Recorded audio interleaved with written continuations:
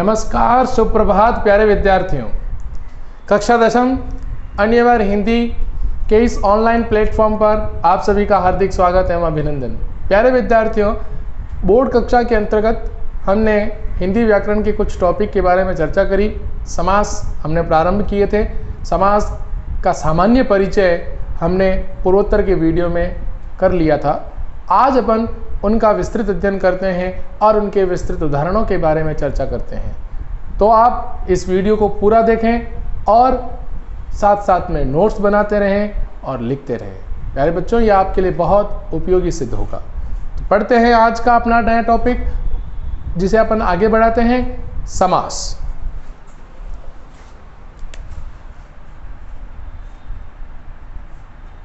जैसा कि समास के बारे में हमने पूरा पढ़ लिया था। समास के मुख्य भेद कितने बताए थे मैंने आपको? मुख्य भेद 4। मुख्य भेद कितने होते हैं? 4, जिसके अंतर्गत सबसे पहला जो समास है अपना है वह है अव्ययी भाव समास। अव्ययी भाव समास। अव्ययी भाव समास क्या होता है और इसके अंतर्गत क्या आता है?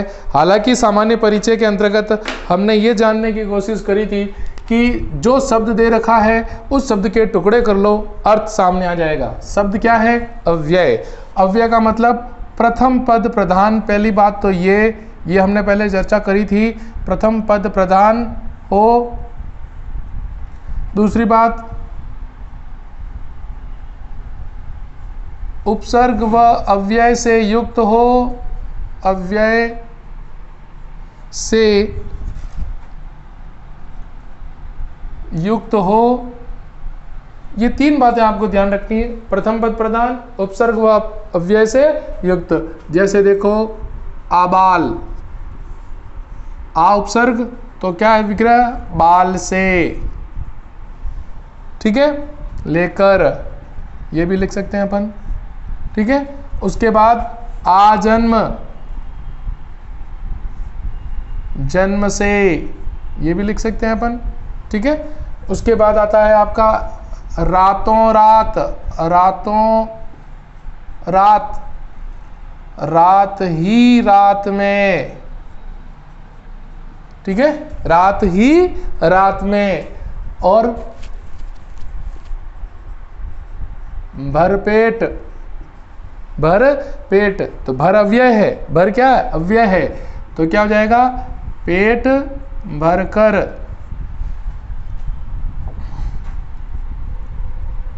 प्रत्यक्ष, प्रति उपसर्ग है, तो क्या हो जाएगा? अक्षी के सामने। तो ये था अपना अव्ययी भाव समास। दूसरे समास के बारे में अपन बात करें तो दूसरा समास जो है वो है तत्पुरुष समास। बहुत महत्वपूर्ण है। इस समास के बारे में अपन बात करें तो अपने दिमाग में प्रश्न पहले यही उठना चाहिए, अपने दिमाग में प्रश्न पहले यही आना चाहिए कि तत्पुरुष समास के अंतर्गत, तत्पुरुष समास के अंतर्गत कारक विभक्ति के आधार पर इसके 6 भेद होंगे। कितने भेद होंगे? 6। लेकिन सबसे पहले इसमें पद, जो पूर्व पद और उत्तर पद होता है, उसमें द्वितीय पद रहता है प्रधान। पहली बात तो ये, द्वितीय पद प्रधान। ठीक। दूसरी बात, कारक विभक्ति के आधार पर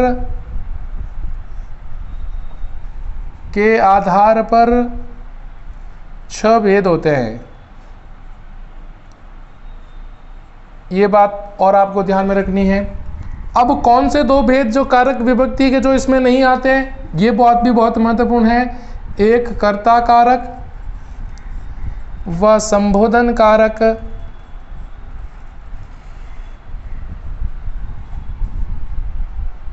का प्रयोग नहीं होता। ये चीज ध्यान रखना, उसका प्रयोग नहीं होता, यानी वह प्रयोग में नहीं लाया जाता। तो तत्पुरुष समास के 6 भेद कौन कौन से हैं, लिख लेते हैं अपन। सबसे पहले, कर्ता कारक नहीं है तो कर्ता ने कर्म को करण से या के द्वारा संप्रदान के लिए अपादान से अलग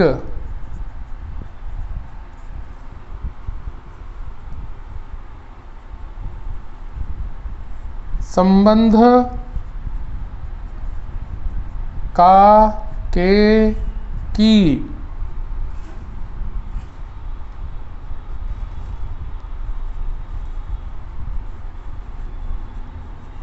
अधिकरण में पे पर। ठीक है ना। तो दो कारक कौन कौन से हट गए, कर्ता और संबोधन कारक। अब ये जो इनकी विभक्तियां हैं, ये जो अपन ने यहाँ पर लिखी, ये सभी इनकी क्या है, विभक्तियां हैं।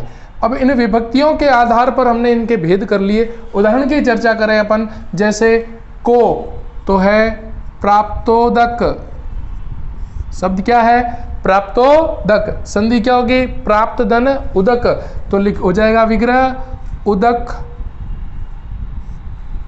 को प्राप्त, उदक को प्राप्त। ठीक उसी प्रकार वन गमन क्या हो जाएगा, वन को गमन। ठीक है। फिर देखो के द्वारा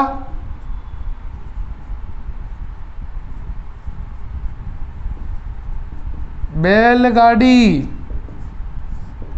तो क्या हो जाएगा, बैल द्वारा खींची जाने वाली गाड़ी। ठीक है। और रस भरी, रस से भरी हुई। ठीक है। उसके बाद संप्रदान के लिए, जैसे कारागृह, तो कारा, कारा का मतलब होता है सजा, कारा के लिए गृह। ठीक है। उसी प्रकार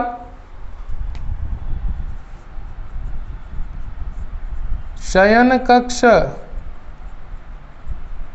शयन के लिए कक्ष। रसोई घर, रसोई के लिए घर। युद्ध भूमि, युद्ध के लिए भूमि। फिर अपादान से अलग होने पर पदच्युत, पद से च्युत। ठीक है। मोहांध, मोह से अंधा। संबंध का के की। भूकंप, तो क्या हो जाएगा, भू का कंप, भू का कंप। ठीक है ना। और राजमाता, राजा की माता। ठीक। फिर अधिकरण में पे पर आप बीती, तो आप पर बीती हुई, आप पर बीती हुई। तो ये था अपना तत्पुरुष समास, जिसके बारे में हमने चर्चा करी। आप इसका स्क्रीनशॉट ले लीजिए। फिर अगले समास की ओर बढ़ते हैं अपन। द्वंद्व समास में दोनों पद प्रधान रहते हैं तथा अपना अलग अलग अस्तित्व रखते हैं और समुच्चय बोधक अव्यय से जुड़े रहते हैं। इसके भेद तीन होते हैं बच्चों। पहला जो भेद होता है वो होता है इतरेतर द्वंद्व। दूसरा जो भेद होता है वो होता है विकल्प द्वंद्व।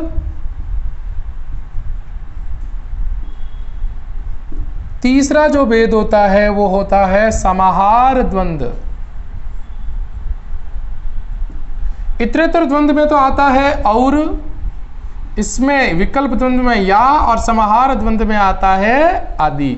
अब इनका पूर्ण रूपेण उदाहरण की ओर तरफ चले अपन। इतरेतर द्वंद्व में जैसे हाथी घोड़ा, तो क्या हो जाएगा, हाथी और घोड़ा, राधा कृष्ण, राधा और कृष्ण। ठीक है, उसी प्रकार विकल्प द्वंद्व में होगा या, यानी पाप पुण्य, पाप या पुण्य, भला बुरा, भला या बुरा। ठीक है, अब आता है समाहार द्वंद्व में। समाहार द्वंद्व में जैसे जीव जंतु, तो क्या हो जाएगा? जीव आदि। ठीक है, और कंद मूल फल, तो इसका क्या हो जाएगा? फल आदि। तो सुख या दुख, सुख या दुख होगा तो भी वो विकल्प द्वंद्व है। समाहार द्वंद्व में आदि आता है। तो ये था द्वंद्व समास जो हमने चर्चा करी। अगला जो समास होगा अपना वो आएगा द्वंद्व के बाद चौथा, बहुव्रीहि समास।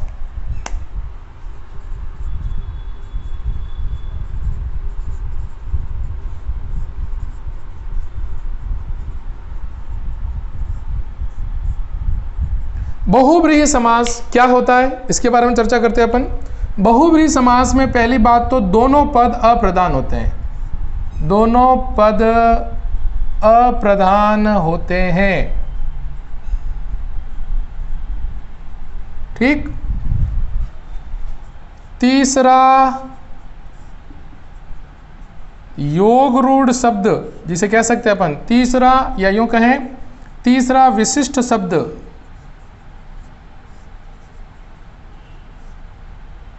का अर्थ निकले।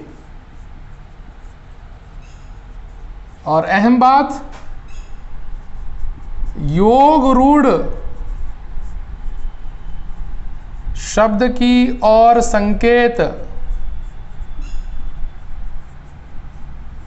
योग रूढ़ शब्द की और संकेत। ये शब्द तीन प्रकार के होते हैं, रूढ़, यौगिक और योग रूढ़। योग रूढ़ में भी तीसरा शब्द होता है। ठीक है ना।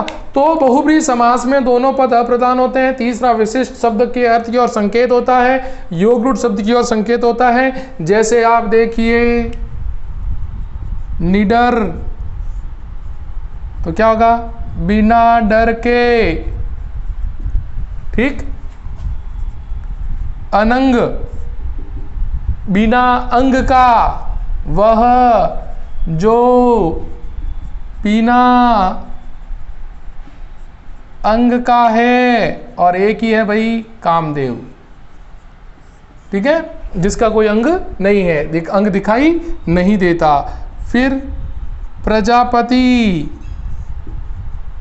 वह जो प्रजा के पति हैं। कौन है भाई?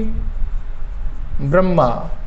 फिर उसी प्रकार एक है निर्दय।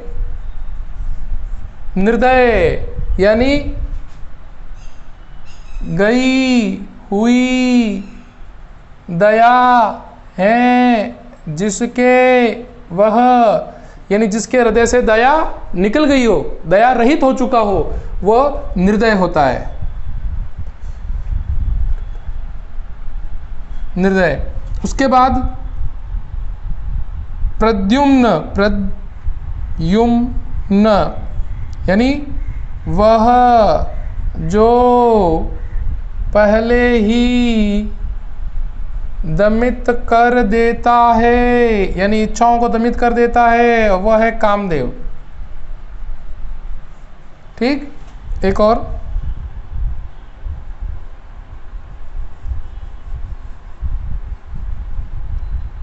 षण्मुख, वह जिसके 6 मुख है। और 6 मुख वाला एक ही है भाई, कार्तिकेय। कौन है? कार्तिकेय। तो ये चार मुख्य समास, जो बहुव्रीहि समास के चार प्रमुख भेद हैं, वो हमने किए। आप इसका स्क्रीनशॉट ले लीजिए, फिर अपन अगले दो समास और पढ़ लेते हैं। वह है द्विगु समास। द्विगु समास के बारे में हमने सामान्य परिचय ले लिया था। इसके अंतर्गत जो है, प्रथम पद तो संख्यावाची रहेगा, प्रथम पद संख्यावाची, द्वितीय पद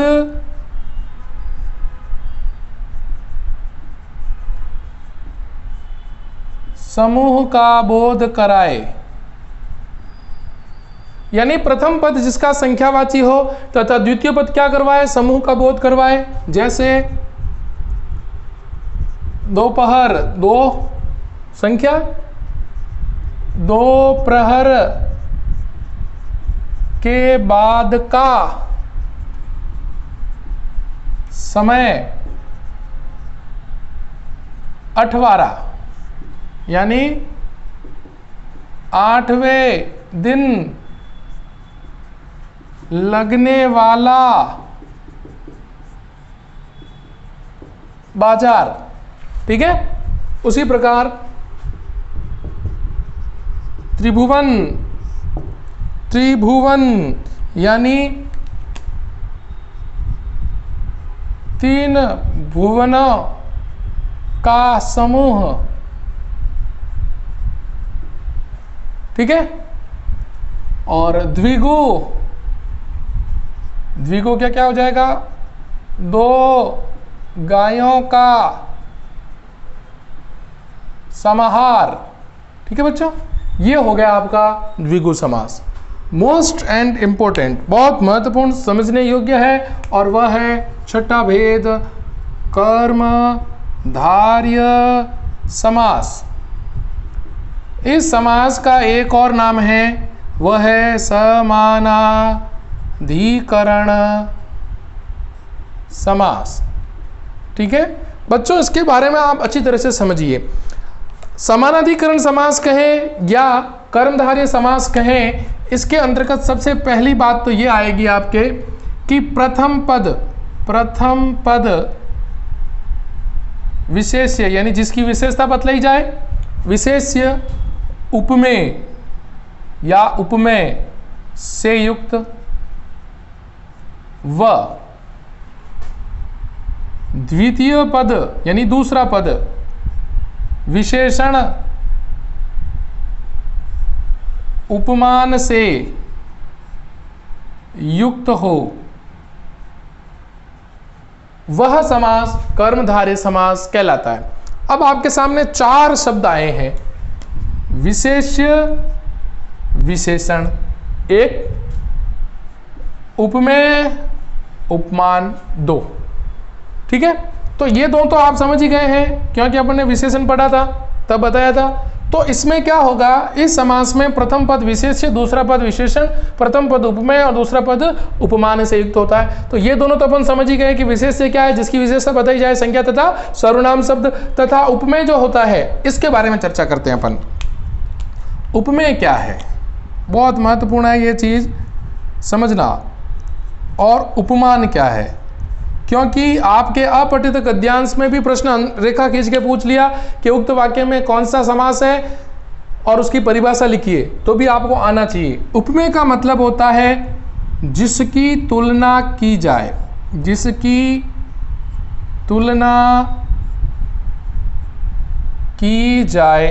एक बात, जो वर्णीय हो, जो वर्णन करने योग्य हो, जो प्रस्तुत हो, जो उपस्थित हो। ठीक। उपमान, जिससे तुलना की जाए, जिससे तुलना की जाए, जो अवर्णीय हो, जो जिसका वर्णन नहीं हो और जो अप्रस्तुत हो। ठीक। और एक बात, इनको पहचान, कर्मधारय समास की पहचान बता रहा हूं। वाचक शब्द, वाचक शब्द में क्या आएगा, सा, सी, से, के समान, सरिस, सम सदृश्य, ये आपके वाचक शब्द आपको देखने को मिलेंगे। जैसे देखना, आप यहां पर मैं उदाहरण कर रहा हूं। अब इसको मैं दो भागों में बांट रहा हूं। पहला जो भाग होगा वो होगा विशेष्य विशेषण का। देखो ये क्रम चेंज भी हो सकता है, बदल सकता है। पहले विशेषण आ जाए फिर विशेष्य आ जाए। दूसरा मैं लूंगा यहां पर उपमेय उपमान का। ठीक है, तो आइए पहले देखते हैं विशेष्य विशेषण का। विशेष्य विशेषण में जैसा कि हमने बताया था कि जिसकी विशेषता बताई जाती है वो तो विशेष्य, और जो विशेषता बताई जाए वो है विशेषण। अब देखिएगा, जैसे मैं यहां पर लिखता हूं परमाणु, तो पहले विशेष्य आ गया है। देखो आप, परमाणु पहले विशेष्य है परम, तो इसका विग्रह क्या हो जाएगा? परम है जो अणु।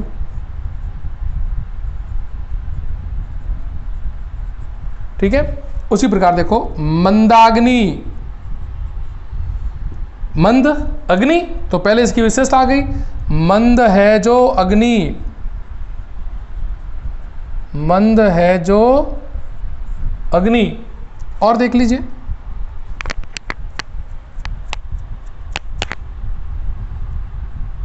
काली मिर्च,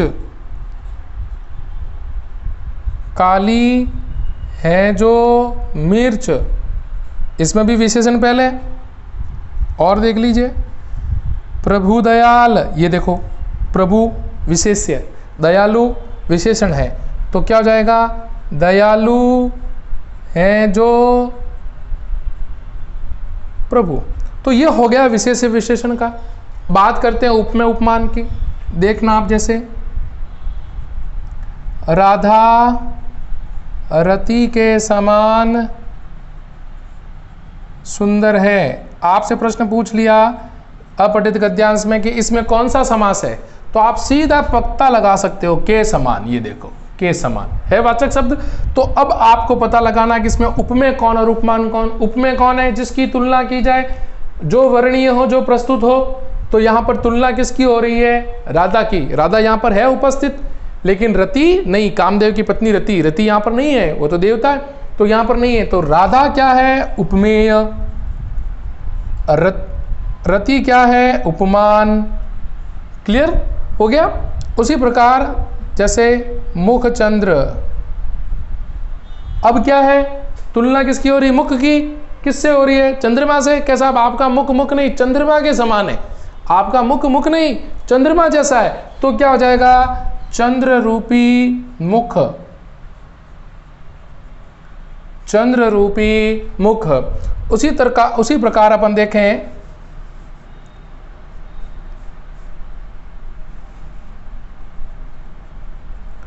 वचनामृत, तो अमृत रूपी वचन। राजीव नयन, राजीव का मतलब होता है कमल, और नयन, कमल यहाँ पर उपस्थित नहीं है तो उपमान हो गया ये नयन। ये नयन उपस्थित है तो उपमेय हो गया ये। तो राजीव रूपी नयन। ठीक है, तो ये था आपका कर्मधारय समास, जिसे समानाधिकरण समास भी कहते हैं, जिसमें प्रथम पद विशेष्य विशेषण तथा द्वितीय पद उपमेय उपमान से युक्त होता है, और वाचक शब्द सासी से के समान सरिस सदृश्य इमी जो आते हैं। उपमेय उपमान किसे कहते हैं बता दिया। विशेष्य विशेषण में ये बदल सकता है, पहले विशेषण आ जाए फिर विशेष्य आ जाए, फिर ये उपमेय उपमान जो हमने अभी चर्चा कर ली।